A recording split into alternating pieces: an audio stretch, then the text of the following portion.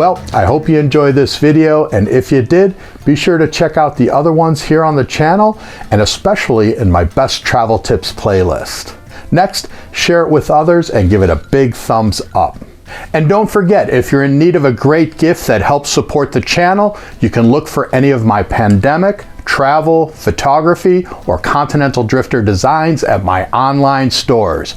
Finally, be sure to check out my latest physical books on Amazon. They make great gifts. And head on over to the continentaldrifter.co website for more travel and photography tips and to get your free download. And remember, drifters, life's too short not to travel.